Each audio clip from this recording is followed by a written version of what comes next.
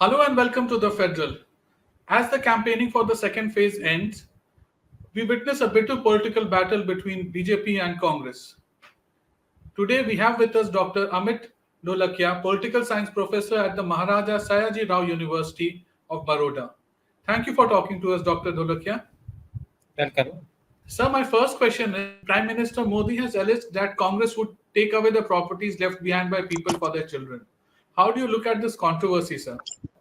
This controversy about inheritance tax, I think, is a non-issue which has been offered on a platter to the Bharatiya Janata Party and Prime Minister Modi by the Congress Party. Unfortunately, Congress has many motor mouths, and many of its leaders and associates talk out of turn on important policy issues, particularly at the time of election. They must know that they are pitched against the powerful leadership of Narendra Modi, who has this uncanny knack of converting even one sentence into an electorally beneficial strategy. So earlier in 2014, Manisankar Iyer did it, and this time Sri Sam Pitroda has done it. Well, it's a non-issue because everybody knows that it's not part of the Congress Party's manifesto to impose inheritance tax. And Congress actually is the party, and it is the Congress-led government of Rajiv Gandhi which abolished inheritance tax in India way back in 1985. So I think it is all basically a tactic of inciting the fear among the probable Congress workers that is being used by the BJP. And possibly it also shows that BJP found some ground slipping from under its feet during the first round of elections, and it is trying to recover the lost ground in the subsequent rounds by creating a fear psychosis about what could be the possible consequences of Congress government or India alliance-led government taking over the power at center. Over to you, Dr. Patil. Sir, do you think there is a need for Congress to correct its communication strategy when compared to BJP? Because such issues can create problems for the party in the middle of the elections. Absolutely. You see, BJP has a very mighty political campaign machinery, a very well organized social media and conventional media communication strategy, and it is miles and miles ahead of Congress in terms of political marketing. Congress needs to learn from the BJP in terms of political communications in terms of communications with the voters, as well as the communication that is spread through conventional and social media messages. Uh, Unfortunately, in Congress, multiple people speak in multiple voices. Many a time, its principal message is not clearly projected to the voters. There are multiple issues that it tries to present simultaneously, and so it creates a kind of confusion.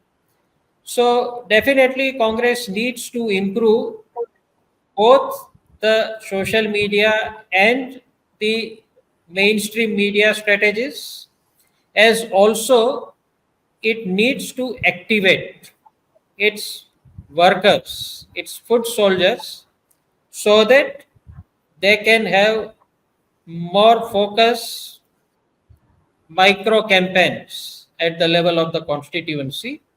And many of these accusations and charges that are put against Congress and its ideology and leadership are clarified through communications at the grassroots level as well as communications through social media.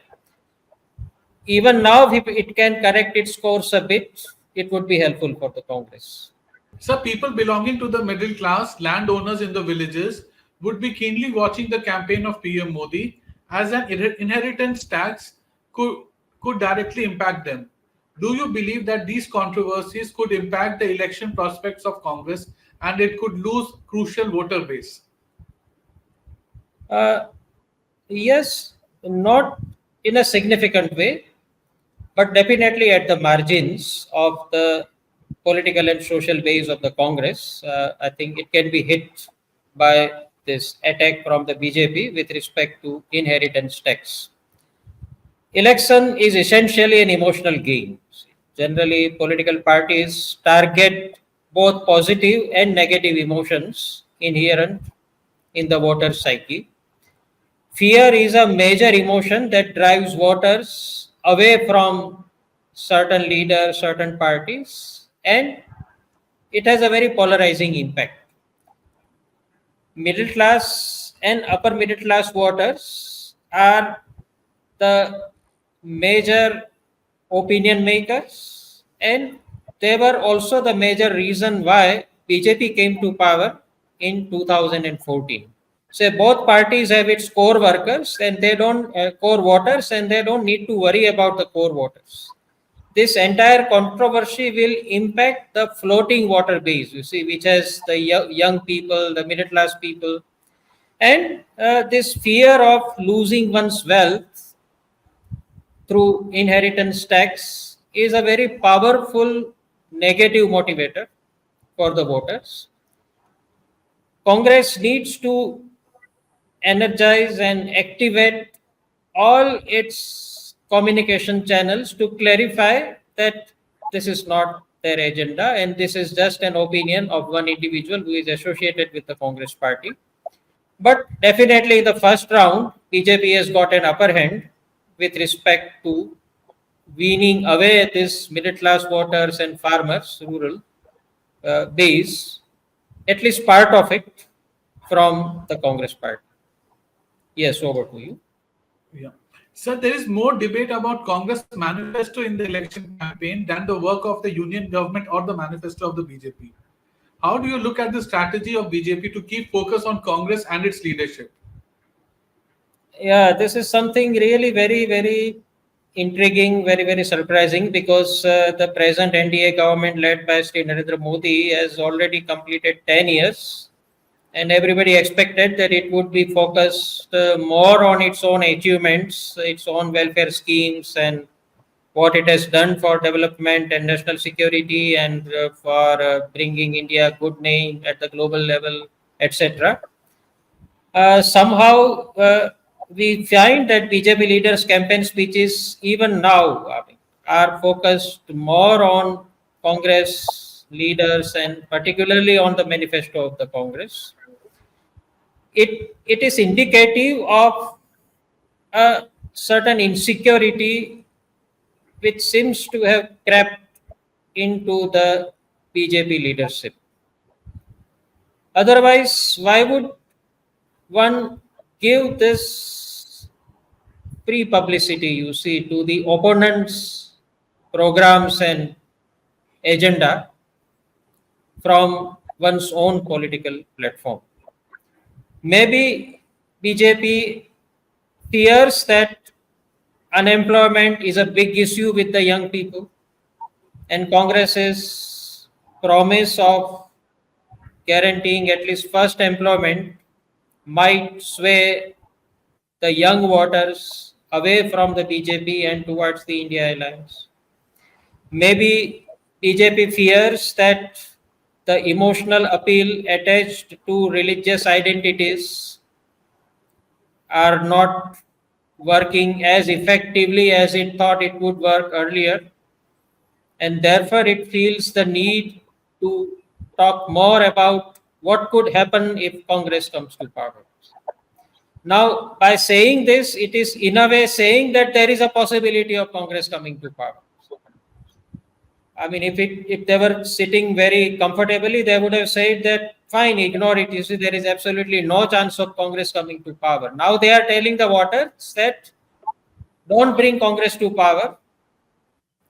Now they will say this provided there is a fear that there is a possible chance, a probable chance of India alliance assuming power. So I think this whole controversy is indicating not just the weakness on the part of the Congress, somewhere it is also demonstrative of an insecurity in the BJP's political camp and the likely scenario in the coming rounds of elections. Over to you, sir.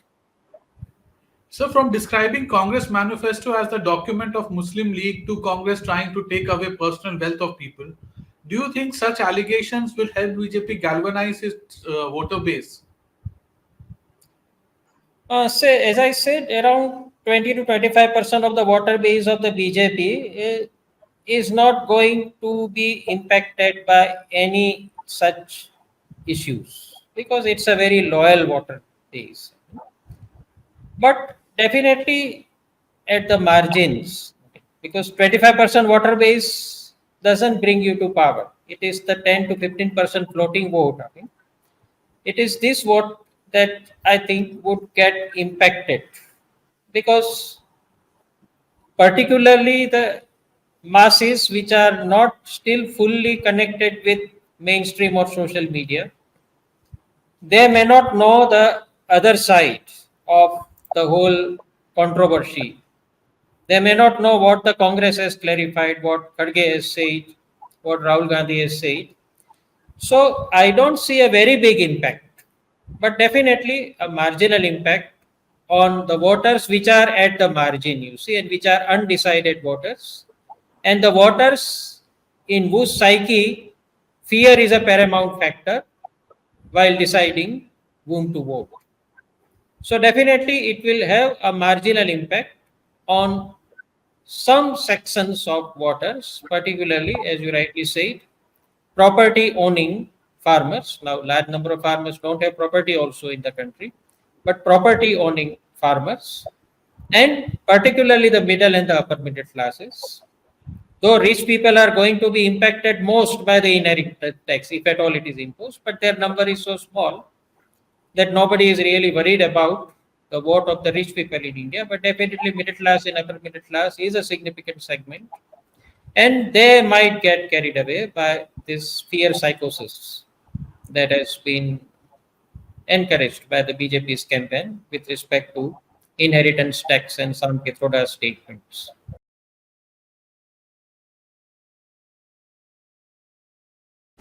Subscribe to the Federal's YouTube page for more news and updates.